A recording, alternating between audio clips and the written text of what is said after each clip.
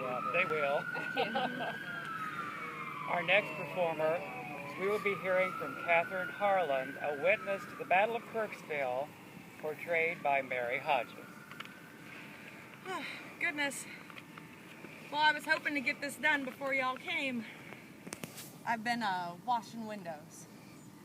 I have a tendency to put off washing the windows anymore. It's just kind of painful, you know, a lot of memories.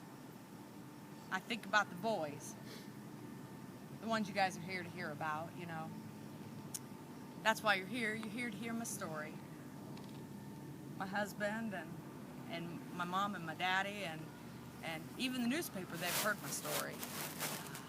But it doesn't get easier when I tell it, you know. It's still hard every time. My name's Harlan, and my husband and I, Frank, we were married in June of that year, so we were pretty much newlyweds. 1862 June. And we were living over at the Rice Hotel over on the southwest corner of the square, about where the theater is now, you know. And we'd been living there because we hadn't gone to housekeeping yet, you know. We just hadn't found a place yet, hadn't settled down. And it wasn't that we weren't trying. Daddy and Frank, they'd go out every day and they'd meet with farmers and bankers, trying to find somewhere for us to settle down. But it was a hard time, you know. The war was all around us, and it just made things difficult.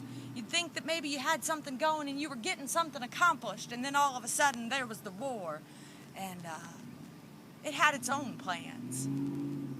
So anyway, everybody knew that the war was all around us. Colonel McNeil with the Union, he had been chasing Colonel Porter with the Confederacy all over these northern hills. They'd been down in Newark area and Edina and Memphis, and so we shouldn't have been surprised when they showed up in Kirksville. But we were surprised, you know. And so it was August 6th, about 9 o'clock in the morning, and Colonel Porter, he sent his men into the town to tell everybody that we needed to get out because he decided that he was going to stage his great battle in our little town. There was only about 600 of us, and you know, the soldiers, they were mean. It didn't matter what side they were from. They'd come in and they'd take over your house or they'd take over your barn and they'd use your supplies and they'd just take whatever they wanted or whatever they needed. And so they didn't have to tell us twice. We just got out of town and we went up north to the Baird farm. So I really didn't see the battle, you know.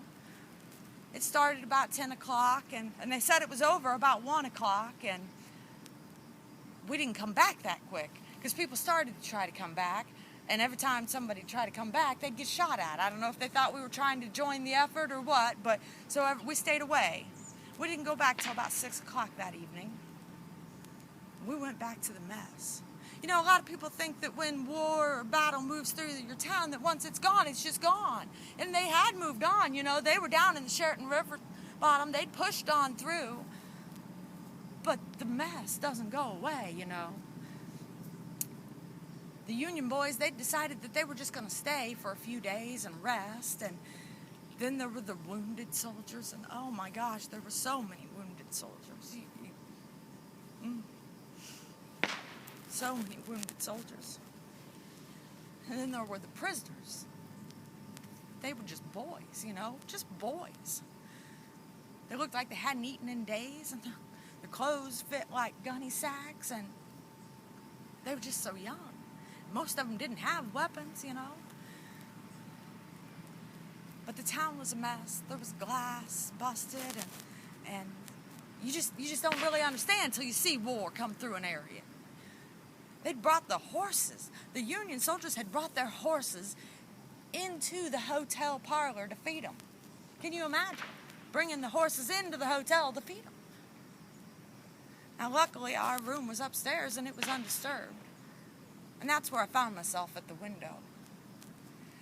I was looking out the window and I was trying to understand. See, what you have to understand is that when you have a battle like this, there are prisoners of war.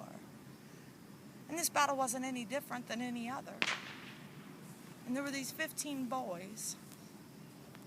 And they apparently had broke the law because they'd been on parole. I don't know if you know what parole is, but basically means you'd been caught once and you'd signed a document that said that you weren't going to fight anymore. You were going to go home, you know. And so if you got caught again, then there was a punishment for that. There was a sentence for that. And so I didn't really realize what I was about to see. I didn't know what I was about to see, and if I had, I probably wouldn't have watched, you know. But I saw this Union soldier, and he was leading these 15 boys, and he led them over across the lawn by where the Wabash station was. And I guess he didn't need to lead them no further. And he pulled out his gun, and he shot the first one in the line. And I didn't watch the rest of it. I didn't have to. I could hear it. But that was the day. That was the day that I knew war. See, you have to understand, I had friends and family that had gone off to war. I'd had friends and family that had died in war. I would have told you that I knew war. But I didn't know the war till that day.